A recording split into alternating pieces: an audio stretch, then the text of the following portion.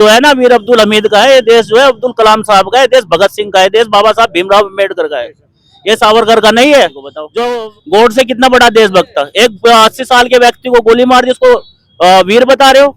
और मूर्त पूछो तुम्हारे जो बाप दादा थे वो देश के आजादी के आंदोलन में कितनी बार जेल गए, कितनी बार शहीद हुए।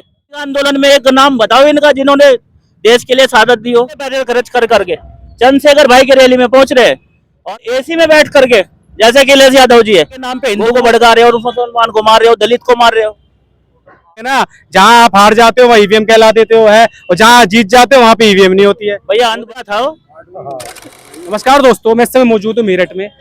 मेरठ में ये यात्रा बिजनौर से चल के मेरठ में समापन हुई है और ये बिगुल 2027 के चुनावों के लिए है, जो कि चंद्रशेखर आजाद ने डंका की चोट पे कहते हैं बजा दिया है। अब सत्ता परिवर्तन होगा या नहीं होगा वो तो इलेक्शन वाले दिन डिसाइड होगा, मगर आज का जो युवा है वो दूर दूर से चल के आज यहाँ पर आया था। हम बात करते हैं। सर, आपका नाम बताइए। शेर सिंह नाम है सर मेरा। क्या होता है, मीडिया होता है, आज की मीडिया बिका हुआ है। जो मीडिया टीचरों के बारे में 2 कोटी का कह सकते हैं, वो टीचर जिन्होंने इस देश के करोड़ों युवाओं को पढ़ाया है। एक मोदी की मुन्नी है बेचारी, आजकल बहुत परेशान है, ट्रोल हो रही है। दूसरी बात है, डीएम का मतलब केवल डिस्ट्रिक्ट मजिस्ट्रेट नहीं होता, डीएम का मतलब होता है दलित और मुस्लिम। ये डीएम जिस दिन बन जाएंगे, एकता बन जाएगी, और वो बन रही है चंद्रशेखर भाई के नाम पे। उस दिन यूपी के सत्ता में जो बुलडोजर बाबा है ना, इसके नीचे बम लगे उड़ा देगी भीम आर्मी, आजाद समाज पार्टी कांसीराम। और अगर दलितों मुस्लिम के ऊपर पीट एक है, शोषण एक हो रहा है, तो बताओ ये वोट एक जगह क्यों नहीं गिर सकते हैं भैया। और हम तो नारा लगा रहे हैं, जय भीम जय भीम। स्वर हमें तो गर्व है अपने मुस्लिम भाइयों पे। देश की आजादी की जंग की लड़ाई में 1.5 लाख मौलाओं ने अपने सिर कटवाए थे। गर्व है जलियांवाले हत्याकांड पर, जिसमें 74 मुसलमानों की हत्या हुई थी जनरल डायर द्वारा।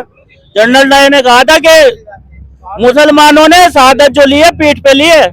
5 दिन पोस्टमार्टम चला था, 5 दिन में एक भी मुसलमान की पीठ पे गोली नहीं लगी थी। और 21 साल बाद उसी उधम सिंह ने जौहर दिखाया था और वहां पे लंदन में जाकर के जनरल डायर को गोली मार दी। शेर सिंह भाई जिंदाबाद। जो ये पदयात्रा है ये शामली में जाके खत्म होगी, तो क्या लगता है अब की बार ये पदयात्रा के बाद चंद्रशेखर रावण का क्या प्लान है? अभी 2027 में इलेक्शन में आना अभी बाकी है। एक तो भीड़ होती है भैया के पैसे में जुटाई भीड़ है, दारू दे के जुटाई भीड़ है। ये भीड़ जो है अपने जेब से पैसे खर्च कर करके चंद्रशेखर भाई की रैली में पहुंच रहे हैं। और मैं आपको कह रहा हूँ, कुछ लोग केवल एसी में बैठ करके, जैसे अखिलेश यादव जी है, वो मानते हैं कि मुसलमान हमारी जेब में पड़ा है। भाई मैं पूछना चाहता हूँ, जब एनआरसी में मुसलमानों के ऊपर अत्याचार हुआ, जेल में चंद्रशेखर भाई गए थे क्या? आप लोग गए थे? मैं पूछना चाहता हूँ, जब मुस्लिमों पे कहीं एट्रोसिटी होती है, आप बंद कमरे में बैठ करके वो करते हो, लेकिन चंद्रशेखर भाई मुस्लिमों की दलितों की जो लड़ाई है वो संसद से लेकर के सड़क तक लड़ते हैं। तो क्या लगता है आपको अब की बार जो योगी सरकार बोलती है कि हमने अनकाउंटर करके बदमाशों को ढेर कर दिया है, जो कि पिछली सरकार नहीं कर पाई थी, सब बेटियां सुरक्षित हैं, सबके सब जो भी है, जितने भी जो लोग हैं वो सुरक्षित हैं, अगर हम नहीं आएंगे तो कौन आएगा? सीधा उनका कहना है। ये लोग गाय के नाम पे आए थे और जिस टाइम पे यहाँ से सरकार गई, भारत जो है बीप निर्यात में 8वें नंबर पर था, आज 1 नंबर पे है। हम तो डिमांड कर रहे हैं, मोदी योगी जी का एक बयान आया अभी कि गाय माता जो है वो स्वघोषित राष्ट्र माता है। स्वघोषित कहा था आपने कहा था कि एक बिल लेके आएंगे और गाय को राष्ट्र माता का दर्जा देंगे। दे दो एक बार। मुसलमान कौन सा बीफ खा रहा है यार? बीफ के नाम पे तो चंदा करोड़ों रुपए चंदा ले रहे हो बीफ कंपनियों से, और गाय माता के नाम पे हिंदू को भड़का रहे हो और मुसलमान को मार रहे हो, दलित को मार रहे हो। जिस तरीके से बिहार, आपका दिल्ली, आपका पश्चिम बंगाल जिस तरीके से जीता, तो आपको नहीं लगता कि काम नहीं किया? अगर काम नहीं किया तो जीते कैसे फिर वो? भाई साहब, इस देश में जो चुनाव आयोग है ना, वो जो एसआईआर करा रहा है, उसमें हर गांव से आप अपने गांव का पता कर लेना बीएलओ से, दलितों और मुस्लिमों के 3-4 वोट कार्ड दे रहा है वो डॉक्यूमेंट्स के नाम पे। हम लोग आपसे वादा करें, अगर एक भी वोट आजाद समाज पार्टी का कटा, और वो वोट जब पिछली बार डला था, वो जो जिम्मेदार अधिकारी होगा, अगर इस वोटर लिस्ट में नाम नहीं आया और हम लोग सत्ता में आए, तो सीधे जेल का रास्ता दिखाएंगे इनको। केरला में फिर कैसे जीते? केरला में भी तो वहां पे ईवीएम था। कौन जीता? तो ये बोलते हैं केरला में कांग्रेस जीती है, कांग्रेस समर्थन मिला पूरा। केरला जो है पढ़ा लिखा राज्य है, देश में जो है तो नंबर 1 राज्य है। बताओ आज तक भाजपा जीते क्या वहाँ? यही बोलते हैं ना, जहाँ आप हार जाते हो वहाँ ईवीएम कहला देते हो है, और जहाँ जीत जाते हो वहाँ पे ईवीएम नहीं होती है। भैया अंधभक्त की देखो, एक खास अंधभक्त की जो है ना एक खास परिभाषा बताई है। एक शेर ने गधे के साथ वो कर दिया कि भैया घास नीला है, गधे ने कहा नहीं हरा है, तो जो राजा था शेरों का, उन्होंने उस शेर को 4 फट्टे मारे। ने कहा ये बता के घास कैसा है? उसने कहा जी नहीं, घास तो नीला ही था। उसने कहा फिर मुझे क्यों पीटा? कि मदरचोद ये सुन, तू बहस किसके साथ कर रहा है और तू है क्या? गधे के साथ बहस मत करो, ये वक्त गधे है, इन्हें कुछ पता तो है नहीं। अब एक बात बताओ, 22 राज्यों में सरकार आ गई है, तो कहीं ना कहीं तो कुछ तो होगा उनके अंदर। जो 22 राज्यों में सरकार आना, मतलब आप समझ सकते हो बहुत बड़ी बात है, वो इसी चीज का फायदा नहीं उठाते। हमारा जो देश है उसका पहला जो लाइन है वो है वीरा पीपल ऑफ इंडिया। भारत देश के 4 सिवा हिंदू मुस्लिम सिख ईसाई, ये देशद्रोही लोग हैं, भारत को तोड़ने की बात करते हैं हिंदू मुसलमान के नाम पे, दलित के नाम पे। कल कोई अगर ये हिंदू राष्ट्र की बात कर रहे हैं, कल मुस्लिमों ने बोल दिया हमें इस्लामिक राष्ट्र चाहिए, सरदारों ने बोल दिया खालिस्तान चाहिए, देश को तोड़ देंगे लोग। बाबा बागेश्वर धाम तो लगे पड़े हिंदू राष्ट्र बनाने के लिए, कोई किसी ने रोका नहीं, वो तो अपनी पदयात्रा पे निकल गए थे। जिस तरीके से वहां पर उनका जन सलाब उनके लिए उमड़ा था, वो रोक ही नहीं पाए, फिर वो क्या हुआ? बाबा का बागेश्वर धाम जो है पर्ची से बता देते हैं कि इसके घर में ये तकलीफ थी, जब पेपर आउट हुआ उसने पर्ची क्यों नहीं निकाली? पता करो ना। सुल्फेडी, नशेडी, गंजेडी, ये है इस चीज का जवाब नहीं देते ना, इस चीज का वो जवाब तो इसलिए देते जो जब है नहीं जवाब, बंधभक्त है वो। तो फिर इतनी पब्लिक वहां पे जुटती है, वो सबसे ज्यादा वहां पे दलित ही है। दलित लोगों को इस तरीके से उन्होंने भयभीत कर रखा है कि वो इतने सही मात्रा में पहुंचते हैं, साथ तो लेडीज में पहुंचती हैं। इस्लामिक स्टेट इन सीरिया जो आतंकवादी संगठन था, धर्म के नाम पे भड़क गया था और हजारों मुस्लिम युवकों को जेल के वो मौत के घाट उतरवा दिया था उन्होंने। ऐसे ही हिंदू मुसलमान के नाम पे भड़का रहे हैं और सत्ता में आ जा रहे हैं। अच्छा तुम ये लोग ये बताओ, जाति के नाम पे जब वोट का टाइम आता है तो जाति के नाम पे क्या कहते हैं कि सब लोग हिंदू है, उसके बाद में किसी को चमार बताते हैं, किसी को भंगी बताते हैं, किसी को झिमार बताते हैं, किसी को गडरिया बताते हैं। यही तो चल रहा है। चुनाव आया तो हिंदू हिंदू, चुनाव हुआ तो जाति के नाम पे पीट रहे हैं फिर उसको। तो ये लोग समझ नहीं पा रहे ना। आप यूपी में समझा के दिखा दो, आप बंगाल के अंदर देखा, बिहार के अंदर 10,000 रुपए देके वोट जीत लिए, अब आप दोबारा यूपी के अंदर अगर कर दिया तो आप क्या कर लोगे? भाई साहब हमारा कार्यकर्ता इतना मजबूत है कि एक ईवीएम पे 1,000 कार्यकर्ता खड़े रहेंगे जब तक कि काउंटिंग नहीं होगी। जैसे नगीना में बड़े भाई आदरणीय चंद्रशेखर आजाद ने किया था। और इस देश में जो है ना, गुजरात मॉडल तो जाति और धर्म के नाम पे था। ये देश जो है ना वीर अब्दुल हमीद का है, ये देश जो है अब्दुल कलाम साहब का है, देश भगत सिंह का है, देश बाबा साहब भीमराव अम्बेडकर का है। ये सावरकर का नहीं है जो अपने 1,000 चेलों के साथ पेंशन लेता था और आज उसको लिखा जाता है वीर सावरकर। वो था जासूस सावरकर, अंग्रेजों के लिए जासूसी करता था, वो भगोड़ा था वो। बताओ आजादी का आंदोलन में एक नाम बताओ इनका जिन्होंने देश के लिए शहादत दी हो। वीर अब्दुल हमीद ने पाकिस्तान को धूल चटाई थी, नूरा का शेर पाकिस्तान को धूल चटाई थी। इनका नाम भी बताओ। अशफाकुल्ला खान फांसी के लिए चढ़ गया था देश की। बताओ एक आरएसएस का नाम बता दो आप मुझे, आज मैं आपको मान जाऊं कि इस देश की मिट्टी में आरएसएस का, देश को आजाद कराने के लिए आरएसएस का खून है।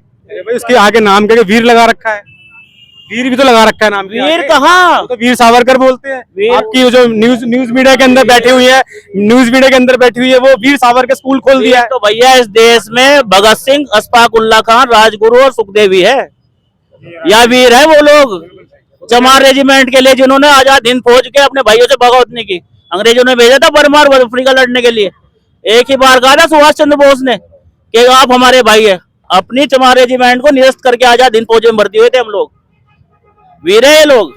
वो क्या 2 बार काला पानी की सजा हुई है तो वीर कहलाएंगे वो? अरे काला पानी की सजा यार, काला पानी की सजा पेंशन लेने के लिए की ली होगी उसने, और पढ़ाया जा रहा है कहीं 60 रुपए पेंशन मिलती। आप वो 1800 के उस दौर की ओर देखो जिस दौर में पेंशन ली थी उसने, और आज को उसको रुपए में कन्वर्ट कर लो, लगभग 1.5 लाख रुपए बैठते हैं महीना का। 5 पैसे बीघा जमीन थी और 60 रुपए का काउंट कर लो आज के टाइम में कितने बीघा होगी। वो नोट पे से गांधी जी की फोटो हटा दी है अब की बार, आपको क्या लग रहा है? कहाँ से हटाएंगे यार गांधी जी? नोट पे से हटा दिया, प्लास्टिक का नोट निकाल दिया है। कहाँ से हटाएंगे गांधी जी को? बताओ। गोडसे कितना बड़ा देशभक्त था, एक 80 साल के व्यक्ति को गोली मार दी, उसको वीर बता रहे हो? वो मूर्ख था वो। गांधी ने इस देश की मिट्टी में असहयोग आंदोलन चला करके उसको अंग्रेज को घुटनों पे ला दिया था। क्या बात कर रहे हो, आरएसएस वाले इतना बड़ा समर्थन करते हैं, पूरे भारत में सहयोग करते हैं, कितना हर जगह पहुंच जाते हैं वो लाठी लेके। फिलहाल जो है मोहन भागवत से पूछो, तुम्हारे जो बाप दादा थे वो देश के आजादी के आंदोलन में कितनी बार जेल गए और कितनी बार शहीद हुए।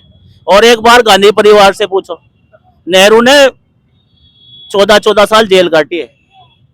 किसी को कोसना आसान है, ये बोल रहे हैं ना इतिहास बदल देंगे, इतिहास कभी नहीं बदला जाएगा। अरे 70 साल क्या किया, बार बार कहते हैं अमित शाह, नेहरू ने 70 साल क्या किया, 70 साल क्या किया, वो तो हर बार बोलते हैं इस बात का, संसद में बोलते हैं। डिजिटल इंडिया है ना, और ये मोबाइल और ये सब कुछ आप पकड़ के बैठे हो, जो एटीएम मशीन लगा रखी है, हवाई जहाज चल रहे हैं, और ये जो आज कलम पकड़ रहे हो, किताब पकड़ रहे हो, ये सब जब देश उसी स्थिति में था कि खाने के लिए अनाज नहीं था, तब गांधी के हाथ में कमान आई थी। अरे तो वो चीज वो नहीं समझ पा रहे हैं ना, वो कैसे समझाओगे आप लोग? तो भैया सीधे समझते हैं, इस देश में जो है वोट बैंक दलित और मुस्लिम का है। कांग्रेस को भी हमने 70 साल देख लिया, मुस्लिम भाइयों ने, हमने भी देख लिया। बताओ मुस्लिमों को शिक्षा के नाम पे कितनी बार कांग्रेस ने आज तक आरक्षण दिया, कितनी बार शिक्षा में आरक्षण दिया। अरे आदमी को यार, जब अनपढ़ को अनपढ़ रखोगे तो फिर वो कहाँ अपनी आवाज उठाएगा, कहाँ संविधान को पढ़ेगा। संविधान को पढ़ के तो देखो, आर्टिकल 12 से 35 पढ़ लो। पुलिस वाला जो तुम्हें टॉर्चर करता है, अगर 12 से 35 अपने मौलिक अधिकार पढ़ लिए, मैं कह रहा हूँ उल्टे पैरों आपको नमस्ते करने आ जाएगा। फट्टे मारने की तो बात दूर है, आपको छू भी नहीं पाएगा। आंदोलन करे ना आरक्षण के लिए, आंदोलन करता ही नहीं है। जैसे सर जिस तरीके से गुजर आंदोलन हुआ, को भाई ने अपने उसमें जो आज 32 वो दी है मैनिफेस्टो, उसमें मुस्लिम समाज को, अल्पसंख्यक समाज को 1 से 12 तक की शिक्षा तो पूरे स्टेट में फ्री होगी।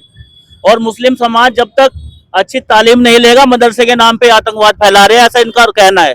उसी मदरसे से जयशंकर प्रसाद और मदन मोहन मालवीय ऐसे विद्वान निकले उन मदरसों से, और ये मदरसों को बदनाम कर रहे हैं कि वहाँ आतंकवाद हो रहा है, वहाँ ये हो रहा है, वहाँ वो हो रहा है। अरे तो योगी काल में कहीं ना कहीं देखा जाए तो एनकाउंटर होता है इतना बड़ा, जो पहले नहीं होता था। और एनकाउंटर में जैसे अभी कांड हुआ था नोएडा के अंदर, अभी कोठा के अंदर कांड हुआ है, एक ने मार दिया उसको, अगले दिन ही काउंटर हो गया। क्या लगता है आपको, सही नहीं के नाम पे अगर कोई पार्टी का उनके वो है एंटी, तो उसका तो इनकाउंटर हो जाएगा ठाकुर के नाम पे। अगर कोई पार्टी में पूरा आतंकवाद कर रहा है तो बताओ किसका इनकाउंटर हुआ है? एक बदमाश का नाम बता दो, जाति के नाम पे, धर्म के नाम पे बताओ। वो तो ये बोलते हैं हमारे जाति पाति नहीं करते, हमें जो लगता है हम उसको मार देते हैं। ये मुस्लिम भाई है मेरा, गौ कसी हुई है 20 किलोमीटर दूर, अगर इसके लोकेशन वहां आस पास भी पाई गई और इसके पैर में गोली मार देंगे और बोलेंगे एनकाउंटर कर दिया। अगर वो चीज तो मैंने भी देखी है, मगर वो कहीं ना कहीं न्यूज वाले तो उसको कहीं ना कहीं बड़ा चढ़ा के दिखाते हैं ना, पब्लिक इस बात को समझ ही नहीं पा रही। आप जिस तरीके से बता रहे हो, देश के बहुत बड़े किसान नेता हुए जिन्होंने जमींदारी प्रथा खत्म की थी, नाम था चौधरी चरण सिंह। आपके जैसे पत्रकारों को सलाम है, उन्होंने ये कहा था कि मेरे किसान भाइयों, किसान की कोई जाति कोई धर्म नहीं होता है। मैं आपसे एक बात कहना चाहता हूं कि जब तक इस देश का मीडिया मुझे गाली दे रहा है तब तक मैं तुम्हारा हूं। जिस दिन इन्होंने मेरी तारीफ करनी शुरू कर दी उस दिन ये समझ लेना मैं तुम्हारा दुश्मन हूं, मैं बिक चुका हूं। तो ऐसा कोई नोट नहीं बना जो चंद्रशेखर भाई को खरीद सके, और ऐसा कोई विचारधारा को बेचने वाला कार्यकर्ता नहीं है। क्या लगता है आपकी बात, चंद्रशेखर नावड़ आजाद जो हैं इस बार सत्ता काबिज करेंगे यूपी की, या फिर वो ही रह जाएगा? जनता का गठबंधन चाहिए, पार्टी का नहीं। हमने बीएसपी भी देख ली, हमने सपा भी देख ली, हमने कांग्रेस भी देख ली।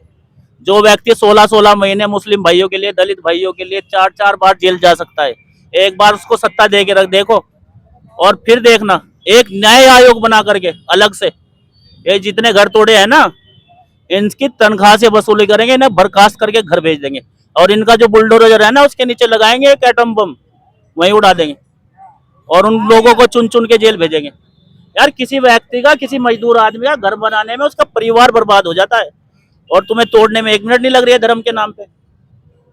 आपको ये लगता है कि बाबा कहीं ना कहीं अपने कानून का उल्लंघन कर रहे हैं, और वो चीज दोबारा अगर आते हैं तो वो कहीं ना कहीं जिसका न्याय व्यवस्था है, न्याय व्यवस्था के बावजूद अगर वो बिना किसी न्याय व्यवस्था के एनकाउंटर कर देंगे तो जो अपराधी है उनका हौसले बुलंद जो होते थे वो अब नहीं होंगे? देश में एक मजबूत संविधान है, ठीक है, और उसमें भी ये है जो आज जाति धर्म देख के एनकाउंटर कर रहे हो।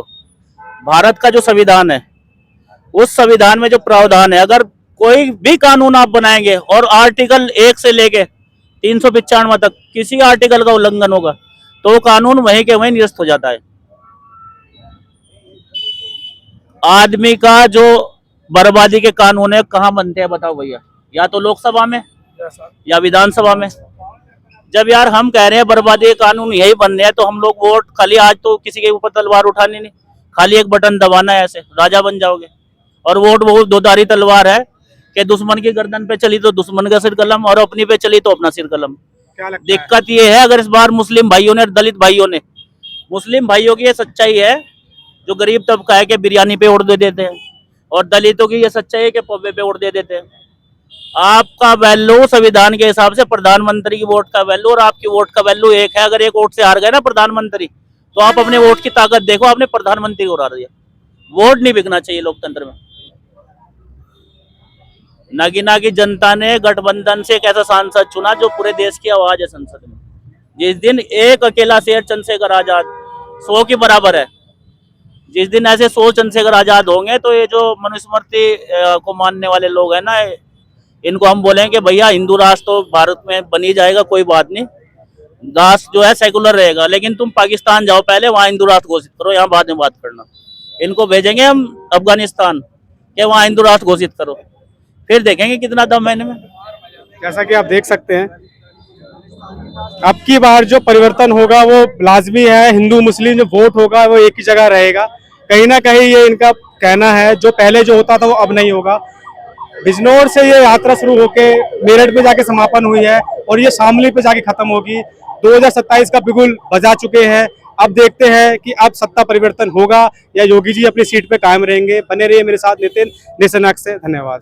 मेरा मुस्लिम भाइयों से अनुरोध है कि इस बार जय भीम और जय मीम का नारा लगाओ। पिछड़े वर्ग, अति पिछड़े वर्ग के जो लोग हैं वो इस शासन सत्ता के सतावे लोग हैं, साथ आ रहे हैं। बोलो जय भीम, जय मीम, जय संविधान। बताओ क्यों नहीं वोट देंगे भैया? धन्यवाद सर, धन्यवाद। भैया मेरी बात सुनो।